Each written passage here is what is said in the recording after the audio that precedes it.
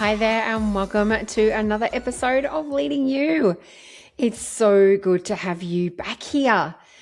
And I hope you've been enjoying the episodes that have been coming your way. There's been so many fabulous conversations. So today I want to talk to you about relevance. And this is actually based on a keynote that I am giving at a networking event. And I thought I would share it with you too, because it is so incredibly important to be thinking of our relevance rather than what we're actually doing, because the context of what we're experiencing changes so much. And as a personal brand, as a business owner, we really need to be making sure that we're relevant not only to where we're at now, but also our future. So if I asked you a question, who your biggest competitor was, what would you say? Some might say your biggest competitor is you.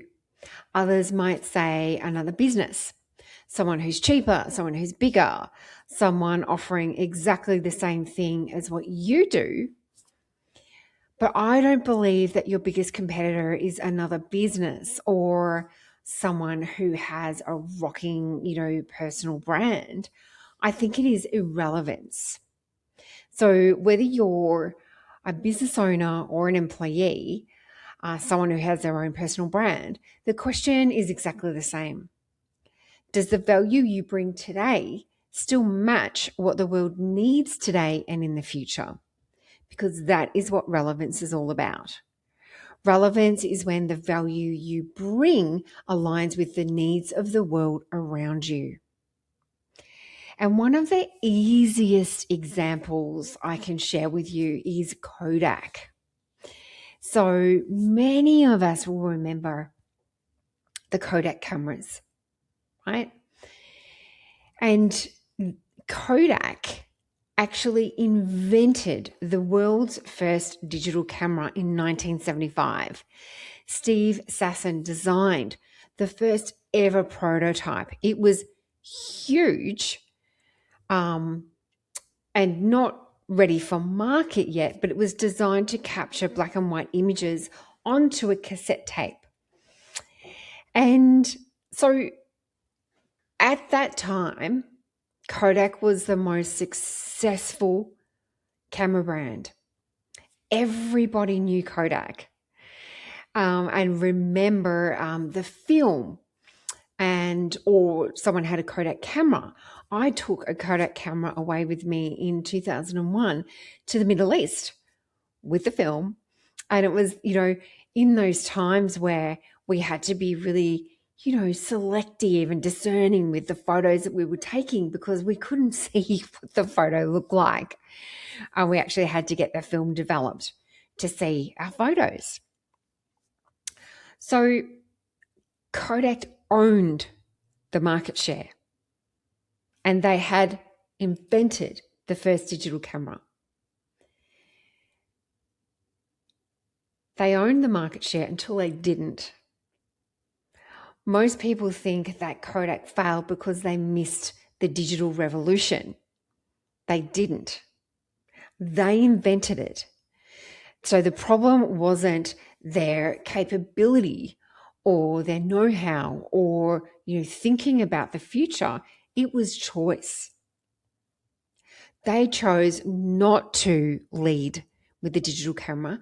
They chose to protect what had made them really successful instead of creating what came next. So they basically became a dinosaur in the camera industry. And what happens to dinosaurs? Or what happened to them? They become extinct. And before we think like, wow, why would you do that when you had the next big thing? Or why would you even think that things wouldn't change that much? A lot of businesses and personal brands are doing exactly the same thing right now. Because businesses and brands do not become irrelevant overnight. They become irrelevant one unchallenged habit at a time. So why does this happen? Why do we see like someone leading the market and then all of a sudden they're gone? And you can think of, Blockbuster, you can think of Nokia, you can think of BlackBerry for other examples of companies who really led the way until they didn't. So in our context, what we're experiencing as, entrepreneurs, as leaders in corporate environments, the pace of change today is extraordinary. Customers have changed. Buying behavior has changed. Technology has changed. Expectations have increased dramatically. People have less patience. They have less attention, capacity. We know that. So the question isn't, are you good at what you do? Because most people who are listening to this podcast will be incredibly good at what they do. That's expected. And it doesn't really count for that much anymore. It's a bit of, okay, so what? The better question is, are you still relevant? Relevance isn't chasing trends. It's about making sure the value that you bring still matches what the market needs. So relevance isn't about chasing trends. It's about making sure the value you bring still matches what the market needs. So what gets in the way of relevance now? And I believe that there are two silent killers of relevance. And the first is busyness. And I see this constantly, particularly for personal brands and for small business. Business owners, leaders are working harder than ever before. They're hustling, delivering to clients, answering emails, they're quoting, managing staff, putting out fires. And they're so busy delivering that they are now stuck in habits that got them here to a particular level of success. But those habits probably won't get them to the next level of their success, because busy narrows your field of vision, right? You're always looking down when you're busy. If you think about it, it's the typing, it's the doing, it's the reacting, it's the to-do list. We're constantly looking down and we're not looking up and out to see what's happening in the marketplace, to see how our clients are changing. Are their problems changing? Do I need to speak to them differently? Do I need to adapt my business somehow to bring in a new form of communicating with them? Do I need to increase the AI within my business? We're not necessarily giving ourselves the time to reflect and think about what we need for the future, because we're so focused in the busyness which keeps us in the now. When you're busy doing, you're not allowing yourself to elevate your thinking, to reflect, be strategic, and think about what the marketplace is demanding of you now and in the future. Now, killer number 2 is what I call playing not to lose. And this one is even more dangerous, because the more successful we become, the more often we protect that success. So we keep doing what's worked. We stop questioning. We stop experimenting. We stop listening. We stop evolving. We keep doing what has, made us really successful. And I suppose resting on our laurels, which is, if you think about it, that's exactly what Kodak does, because they were so good in the production of their cameras and their film, those traditional style cameras, that they chose not to innovate and come to market with a digital camera. And this is where yesterday's success quietly becomes tomorrow's limitation. So playing not to lose is where we become very risk averse. If you think, in the AFL game, AFL football game, where a lot of teams have a lead and then they play to protect the lead rather than playing offensively to win the game. They're playing defensively to defend that lead. And quite often when that happens, the team who's playing defensively loses because the other team has nothing to lose and they play offensively and come over the top of them. It's very similar to that analogy. So how do we stop this happening? And this is where I have introduced the Relevance Reset. And I encourage business owners and personal brands to do this at least once a quarter. So even if you're not leading your own business, I encourage you to reflect on how your brand is stacking up every single quarter, because we can very easily revert back into old habits. Now, the first strategy that I encourage people to do is to look up. It's to get out of that busyness. It's to elevate your thinking and ask yourself the question, am I still relevant? If I started my business today, would I still offer what I offer the way I offer it?